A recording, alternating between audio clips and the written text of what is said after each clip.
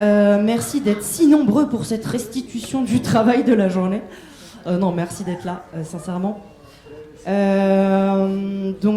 pouvez voir derrière nous une restitution des post-it de la journée. Donc, celles et ceux qui y ont participé connaissent déjà le code couleur, puisque je l'ai repris. Donc, les post-it violet clair, là, bleu un peu, ce sont les futurs agriculteurs et agricultrices qui ont été parmi nous ce matin et ce début d'après-midi, donc les élèves du lycée de la Brosse et de la MFR. En vert, ce sont les quelques agriculteurs qui sont parmi nous et qui ont bien souhaité répondre. Et puis le rose, un peu rouge, là, ce sont tous les gens de la société civile, donc qui n'étaient ni futurs agriculteurs ni agriculteurs, qui ont répondu à la question l'installation agricole de demain, pour toi, c'est... Voilà, et c'était le seul prérequis au remplissage du post-it. Globalement, ce qui ressort, alors l'avantage c'est que vous pouvez tous les lire un par un si vous voulez, mais bon, il y a une cristallisation quand même du côté des réponses des jeunes qui ont il ressort une volonté de maintien du modèle familial, globalement. Même si on a un post-it qui dit reprendre les terres au grand-père. Alors j'ai pas pu choper le jeune au moment où il a posé ça. Donc la question c'est, est-ce que le grand-père ne veut pas donner la terre et tu n'arrives pas à t'installer, ou est-ce que le grand-père est trop jeune pour qu'il ait déjà cédé la terre à papa et que toi-même tu reprennes à papa. Enfin voilà, donc on n'a pas pu poser la question, mais je pense que ça revient et ça rejoint les questions qui ont été posées sur le foncier tout à l'heure. Et puis il y en a quand même quelques-uns qui parlent d'agriculture biologique, mais avec des restrictions, dans le sens où il y a des notions de rentabilité nécessaires. Donc il y a quand même cette idée que le bio c'est pas rentable. Et puis il y en a beaucoup parlent de juxtaposition des systèmes, vous voyez, où on a agriculture conventionnelle, biologique et agriculture de précision pour le même post-it, donc c'est quand même du en même temps. Et puis certains parlent de diversification et puis mettent en avant que c'est un métier passion. Donc dans passion, il y a la notion d'aimer, mais il y a aussi celle de souffrir. Voilà. Pour les agriculteurs, globalement, il ressort du collectif, de la volonté de joie dans ce collectif, et puis de l'autonomie, beaucoup, de l'innovation, du bio quoi qu'il en soit, de la polyculture, de la résilience. Vous voyez, on a un peu tous les mots-clés qui arrivent en 6 post-it. Et puis on a la société civile qui globalement a l'air d'être d'accord avec les agriculteurs, ou à peu près, ce qui est assez rassurant, je vous avoue. Avec l'idée d'une agriculture qui pense à la santé globale, donc à la qualité de l'eau, des sols, de l'air, mais aussi à la santé des agriculteurs en soi. Donc certains abordent la santé physique, d'autres abordent la santé mentale, puisqu'on sait quand même que c'est un métier qui apporte de la précarité et du danger. On a l'idée aussi de sortir de la précarité financière, donc d'un revenu juste pour le travail impliquant la production alimentaire.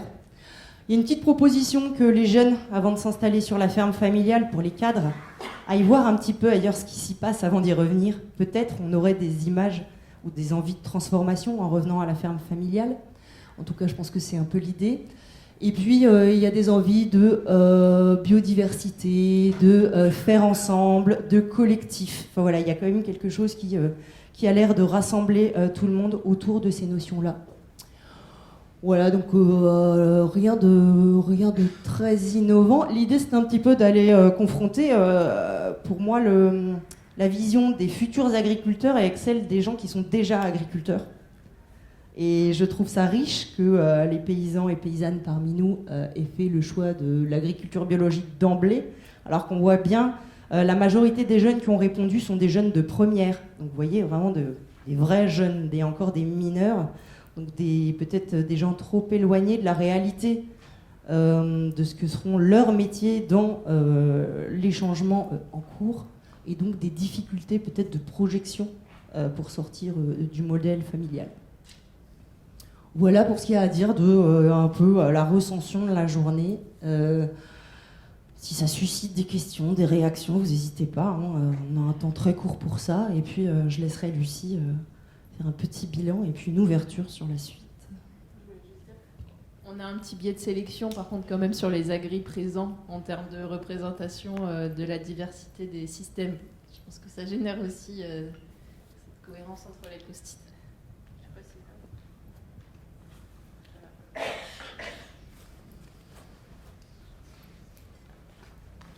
Pas de questions. Pas de questions, pas de débat. Pas très bien. D'accord. On voulait vous présenter aussi les CIVAM, mais du coup notre représentante de CIVAM est partie à la pause. Parce que c'est une structure qui n'est pas représentée dans le département et qui est justement sur cette question de générer des dynamiques collectives, de faire des remontées du terrain. C'est quoi ? Pas de CIVAM ici ? Il n'y en a pas dans Lyon, il n'y en a pas dans la Nièvre. C'est beaucoup plus dans le sud. Alors il y en a dans il y en a en côté plus Franche-Comté, il y en a dans le Loiret, c'est pas le Loiret, mais dans la région Centre-Val de Loire, il y a des CIVAM. Et du coup, qu'est-ce qu'il faut Tu veux que je te laisse définir un CIVAM ou pas ? Ah oui, parce que vous étiez pas à la table sur l'eau et les sols. Je sais même plus l'acronyme. Donc c'est une structure associative, centre d'initiative de valorisation de l'agriculture en milieu rural, qui est donc beaucoup portée, qui a un conseil, une association avec un conseil d'administration qui est, je crois, principalement composé d'agriculteurs ou même que composé d'agriculteurs, je ne sais plus, mais qui porte vraiment sur des dynamiques collectives. Ils ne se positionnent pas sur l'agriculture bio, l'agriculture non bio, ils sont plutôt sur l'agriculture durable en termes de termes. Ils sont aussi sur générer, par exemple, des visites de ferme, ils font des circuits de ferme en ferme de visite, et ils font aussi plus d'accompagnement de groupes techniques. Il y en a un, par exemple, de CIVAM dans l'Ouest qui s'appelle Pour l'agriculture autonome et économe. En fait, c'est souvent une proposition alternative aux chambres d'agriculture et aux groupements d'agriculture biologique. Il y a des départements où il y a ces trois types de structures qui cohabitent et qui ne proposent pas les mêmes choses.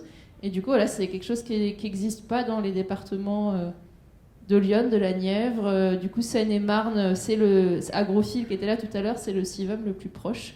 Et comme la question du collectif est beaucoup ressortie, ça nous paraissait... Enfin, on sentait que ça allait ressortir, ça nous paraissait pertinent d'en parler. Voilà, bon, c'était qu'un intermède, mais en tout cas, on voit bien que ça fait le lien avec aussi les thèmes de demain qui vont être abordés sur la question de soutenir l'agriculture locale, de qu'est-ce qu'on veut aussi derrière les modèles, de toute façon la question du prix qu'on est prêt à mettre et qui soutient les systèmes vertueux, la fonctionnalité des écosystèmes, ça a été très présent aujourd'hui. Voilà. Voilà, c'était la première fois qu'il y avait un atelier participatif comme ça dans l'entrée, donc n'hésitez pas à nous dire si ça vaut le coup.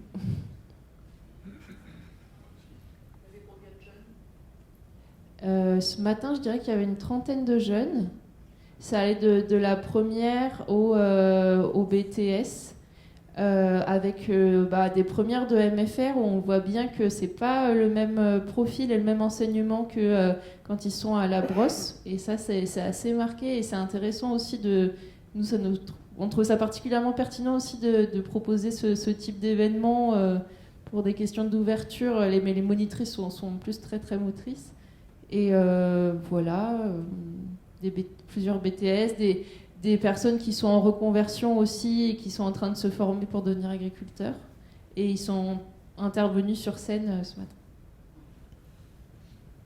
matin. Moi, je les ai beaucoup chopés au post-it en sortie de la salle et je leur proposais d'emblée de répondre sur le post-it bleu, puisque je pensais que c'était des futurs agriculteurs et agricultrices. Pour être honnête avec vous, il y en a la moitié qui ont répondu sur des papiers jaunes. Donc ça veut dire que la moitié d'entre eux ne se destinent pas à être des agriculteurs. Certains vont être ouvriers, ouvrières agricoles, et d'autres se destinaient plutôt à de la méta, du type devenir vétérinaire. Enfin voilà, c'est des études qui commencent par de l'agriculture, mais qui finissent finalement pas pour grand monde sur une réelle installation. Donc il y a ça aussi...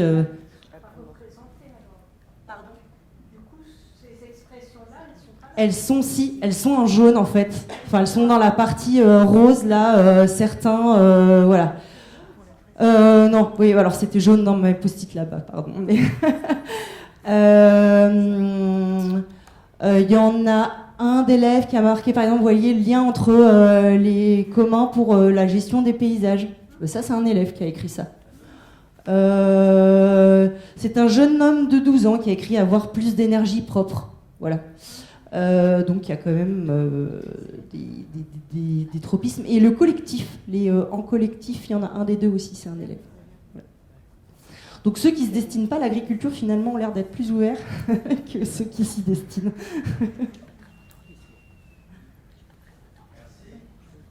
Allez-y. Et est-ce que vous connaissez le profil de chaque jeune, est-ce que vous avez remarqué que ceux qui voulaient être en conventionnel, c'était des jeunes qui allaient hériter de la ferme des parents? Enfin, est-ce que c'est toujours ce schéma-là? La question demande s'il y a un cadre récurrent entre cadre familial et volonté de maintien d'une agriculture conventionnelle. La réponse, clairement, elle est oui. À chaque fois, c'était voilà, des jeunes qui allaient reprendre la ferme des parents dans une projection de très courte durée, sous 2-3 ans max. Et ouais, tous ont répondu ça, effectivement.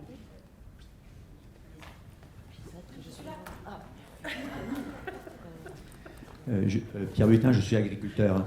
Ce que je constate dans mes pairs, c'est que en fait, les jeunes souvent sont encore vraiment sous l'emprise de leurs parents. Ils sont jeunes. Et donc, ils n'ont pas encore ce recul et cette autonomie, ils n'ont pas acquis cette autonomie de penser et différemment. Et des fois, ça peut même durer. Moi, j'ai certains de mes collègues, de plus ou moins loin, qui sont encore très très dépendants du regard de la génération d'avant, et voire même sous l'emprise. On ne fait pas ce qu'on veut encore. Hein. Non, effectivement, avec l'atelier paysan, on a un petit groupe de recherche participative en sociologie. Et la dernière enquête qu'on a fait, qui date de janvier 2024, on leur a restitué, en fait, notre terrain, c'était la brosse. Et donc l'idée, c'était d'aller interroger ce qui conditionne l'imaginaire machinique des futurs agriculteurs. Donc on a interrogé les élèves, les parents, les maîtres de stage et les profs. Comme ça, on a une quinzaine de quatuors, trios interrogés. Et ce qui en ressort, c'est effectivement que les cadres familiaux sont portés par le poids du regard de la génération d'au-dessus d'eux, voire des fois de la double génération, parce que les grands-parents traînent encore dans la ferme.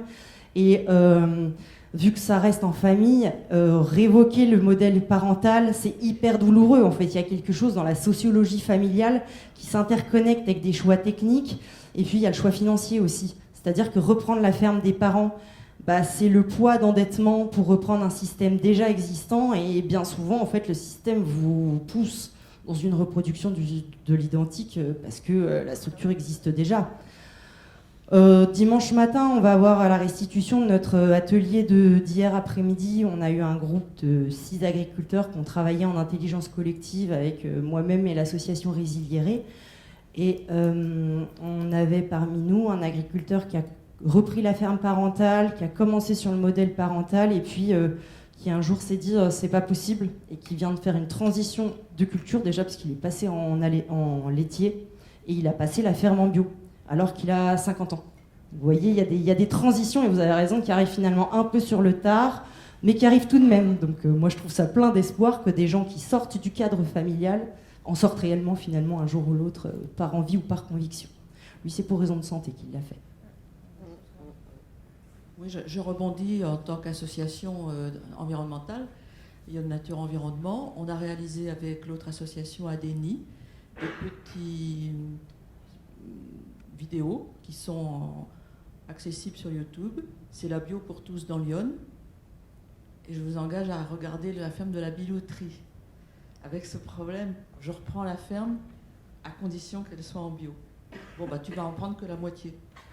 Et puis finalement, ça a marché et le père convient que effectivement, il a tout faux. Il avait tout faux.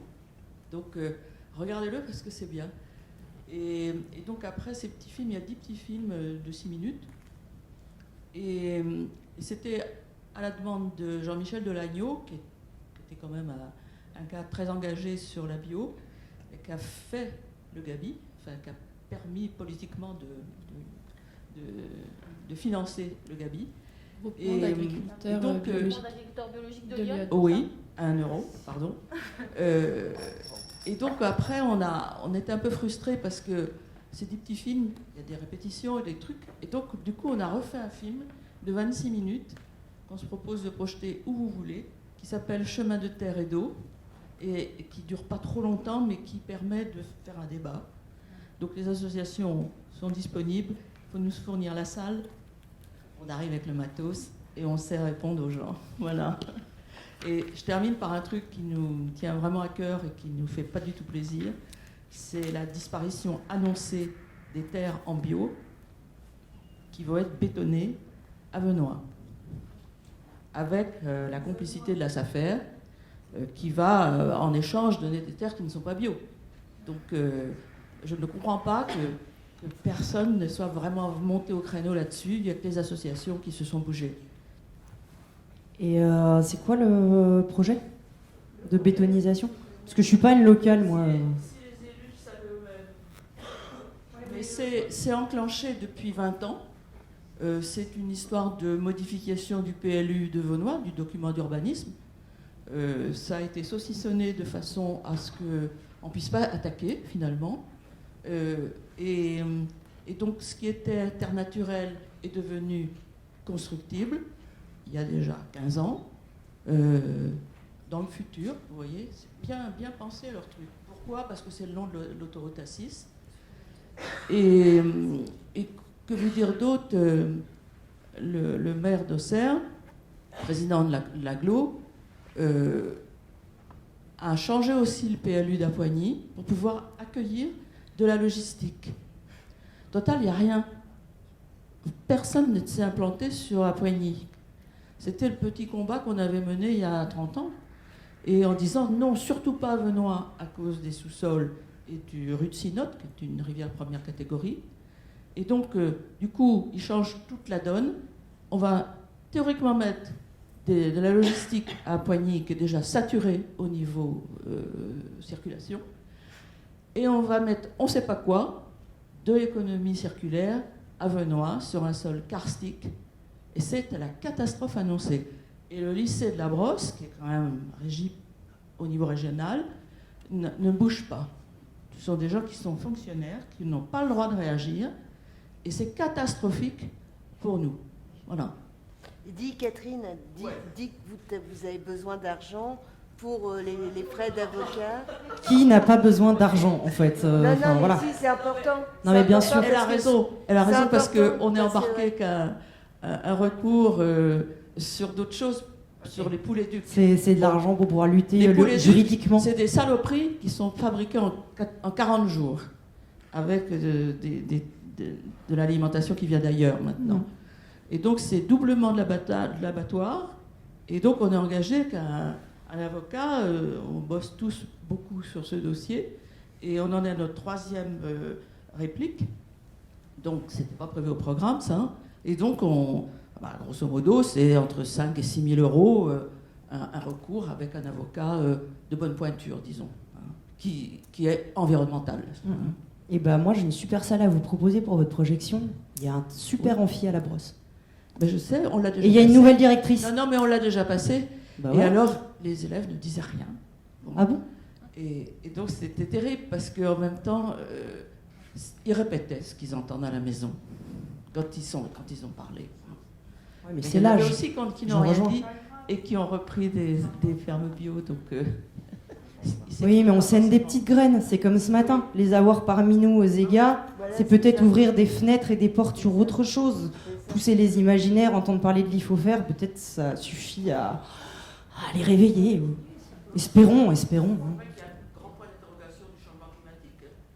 Mais en fait, c'est le problème, c'est que moi j'ai été prof en viticulture à Beaune pendant 10 ans, côté CFA, CFPPA, et donc je me suis beaucoup retrouvée face à des gens qui m'expliquent centre de formation pour apprentis, centre de formation et de promotion, professionnalisation pour adultes.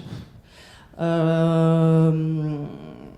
en fait on n'est pas prof mais on est formateur, donc en fait on se sert de notre savoir-faire technique pour transmettre. Et beaucoup trop de cadres familiaux nous répondent oui mais mon père fait comme ça marche. Donc Là, bon, ah bon, ça marche. Et vous leur demandez la comptabilité, vous sortez le poste intrant et vous le mettez face au poste rendement, en moins d'un quart d'heure en compta, c'est bon, le système de ça marche s'effondre. C'est l'avantage. Souvent, quand on parle argent, en fait, ils comprennent. Et voilà, on va devoir s'arrêter là sur la discussion. Ah, une dernière intervention. Allez-y. Oui, juste une remarque, c'est qu'il n'y a pas forcément besoin d'une transmission de ferme pour une transition bio. Et le monde agricole est bien plus réactif qu'on ne le pense. Donc il y a eu une multiplication par 4 de la production de céréales en 5 ans, il y a quelques années. Ça a entraîné à la crise actuelle, parce que les filières n'étaient pas en place assez pour manger ça, on va dire. Voilà, pour dire que voilà, les agriculteurs ont presque été trop réactifs, et la société pas assez, d'une certaine manière. C'est toujours le problème, on a des envies très vertueuses et on se retrouve sans filière de commercialisation. Je parle par exemple du réseau semences paysannes. La semence paysanne, c'est merveilleux, c'est reproductible, c'est tout ce qu'on veut, c'est adapté au terrain. Bah oui, mais vous allez aller acheter des tomates qui ne se ressemblent pas l'une à côté de l'autre. Ou, voilà, il y a toute une éducation à l'arrivée de la filière, finalement, à préparer en amont, avant la libération de la dynamique technique, quoi. Et malheureusement, c'est rarement préparé. Merci.